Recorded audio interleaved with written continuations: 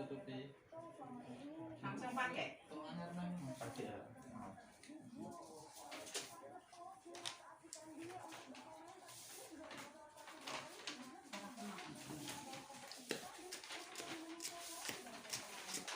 Sekolah tau.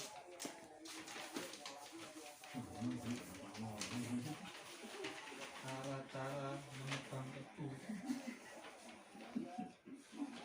Ke penataan desa itu desa. Iya, nanti kalau ngundung anak kuala.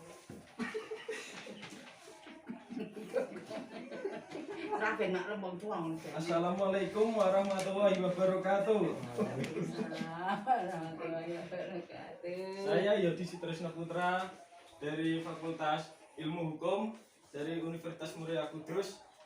Saya akan melaksanakan program unggulan saya, yaitu penyuluhan COVID-19 dan tentang peraturan yang diterapkan pemerintah tentang pelaksanaan PSBB.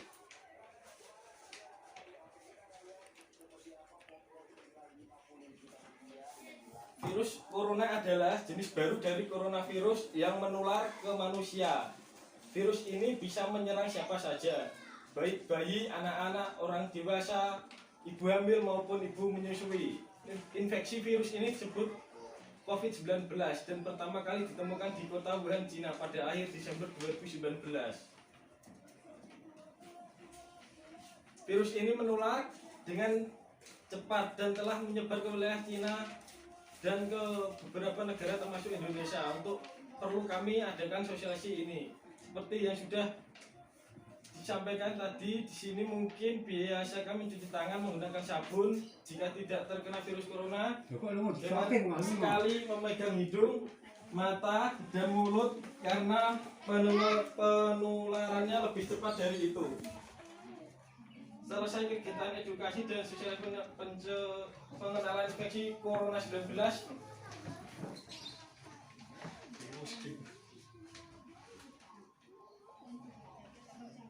Pandemi COVID-19 ini merupakan peristiwa yang harus menjadi perhatian bersama. Upaya mencegah penyebaran COVID-19 ini adalah tugas kemanusiaan, tugas semua individu demi menjaga kelangsungan hidup bersama.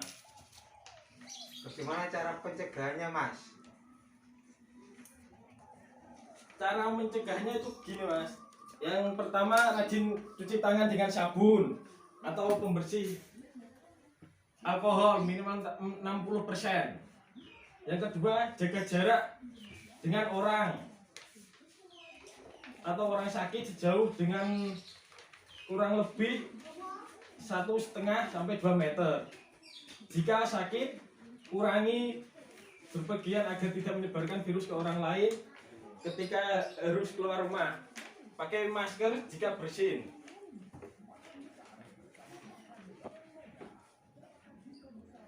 Penularan COVID itu lewat media apa, Mas?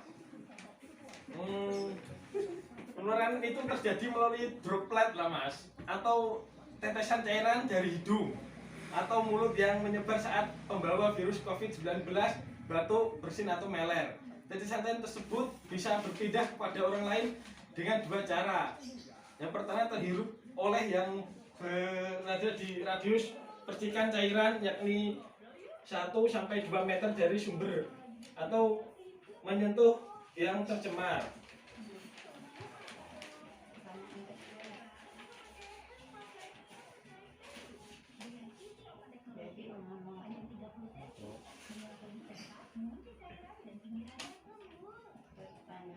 Virus ini mematikan apa enggak, Mas?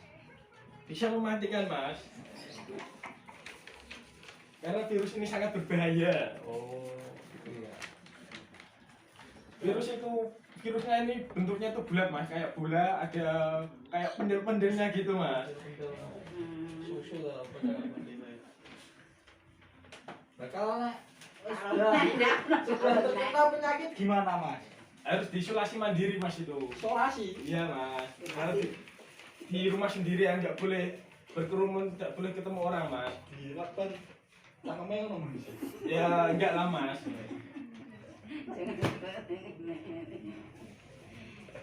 Ciri-ciri dari penyakit Terus pelaksanaan corona. penyuluhan peraturan PSBB. Dalam masa pandemi COVID-19 ini banyak sekali masyarakat yang tidak paham, bahkan tidak mengetahui setiap peraturan yang dibuat oleh pemerintah. Salah satunya peraturan yang tidak diketahui adalah peraturan terkait PSBB atau pembatasan sosial berskala besar. Peraturan PSBB ini pada dasarnya mengatur tentang peliburan sekolah dan tempat kerja, pembatasan kegiatan keagamaan, pembatasan kegiatan di tempat atau fasilitas umum, pembatasan sosial dan budaya, pembatasan modal transportasi, pembatasan kegiatan khusus terkait aspek pertahanan dan keamanan. Kemudian ketidaktahuan dan ketidakpahaman akan regulasi terkait PSBB ini terjadi pada masyarakat Kecamatan Alum Sari, Kabupaten Jepara. Kecamatan Alum Sari merupakan salah satu kecamatan yang ramai dengan aktivitas masyarakat di mana banyak sekali interaksi seperti jual beli dan lain sebagainya. Pelanggaran yang terjadi adalah kerumunan di pasar tanpa melaksanakan protokol kesehatan seperti menjaga jarak dan tidak menggunakan masker, sering terjadi di desa ini. Pelanggaran dilakukan oleh oknum pedagang dan karyawan dalam melaksanakan kegiatan, tidak melakukan protokol kesehatan dan tidak mentaati peraturan PSBB. Di mana para pedagang tersebut dalam melayani konsumen tidak menggunakan masker dan tidak menjaga jarak. Di lain hal, para pedagang membiarkan konsumen sangat ramai tanpa melaksanakan protokol kesehatan. Dan para karyawan yang terdapat di desa ini juga telah banyak sekali melanggar aturan PSBB yang disebut oleh pemerintah seperti tidak menggunakan masker dan berpergian keluar rumah melakukan kerumunan seperti minum alkohol bersama teman-teman, sehingga dari hal tersebut menimbulkan kerumunan dan melanggar aturan dari pemerintah.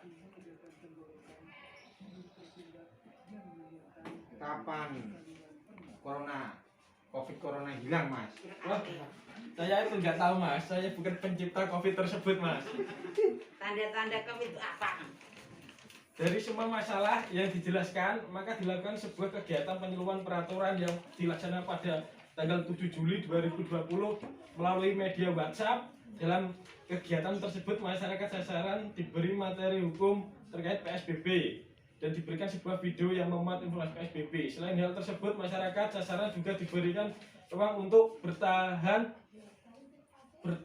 hal-hal yang belum dipahami terkait peraturan yang diberikan materinya. Tentu penyeluruhan terkait PSBB dilakukan untuk menekan pelanggaran yang terjadi di masa pandemi dan ketika masyarakat sasaran paham akan peraturan PSBB. Saya tidak akan terjadi peningkatan kasus COVID-19 di negara Republik Indonesia, khususnya di Provinsi Jawa Tengah. Udah, Mas, udah jelas. Bentar, Mas, kurang dikit, Mas. Oh, kurang dikit. Iya, Mas. Oh, Kemudian kurang dikit. masyarakat sasaran bertanya, mengapa dalam PSBB ini banyak toko yang buka kegiatan kembali normal? Maka dari pertanyaan tersebut diberikan sebuah penjelasan bahwa PSBB yang sekarang ini berlaku bagi daerah zona merah, di mana daerah tersebut masih mengalami lonjakan yang tinggi terkait kasus COVID-19, dan bagi desa atau daerah yang telah mengalami penurunan kasus COVID-19 maka diperbolehkan untuk membuka dagangannya dan melakukan kegiatan kembali normal, namun tetapi melaksanakan protokol kesehatan. Lalu masyarakat sasaran juga bertanya mengenai sanksi dari pelanggaran PSBB itu sendiri. Memang secara konkret sanksi dari pelanggaran PSBB ini berbeda-beda dalam setiap daerah, di mana seperti Gubernur Jakarta yang menerapkan sanksi denda bagi orang yang melanggar protokol kesehatan di masa PSBB. Namun di Kabupaten Jepara itu sendiri, khususnya desa Kecamatan Alum Sari, belum terdapat sanksi yang dibuat secara formal dicantum dalam surat edaran atau surat keputusan. Namun dalam hal ini aparat keamanan seperti pihak kepolisian telah memberikan sanksi bila mana ada orang yang melanggar aturan di desa Kerintis Kecamatan Alum Sari, seperti pemberian sanksi jongkok bangun untuk memberikan rasa malu dan efek jera. Gimana, Mas? Sudah paham, Mas? Alhamdulillah sudah paham, Mas. Dari sekian, terima kasih. Wassalamualaikum warahmatullahi wabarakatuh. Waalaikumsalam.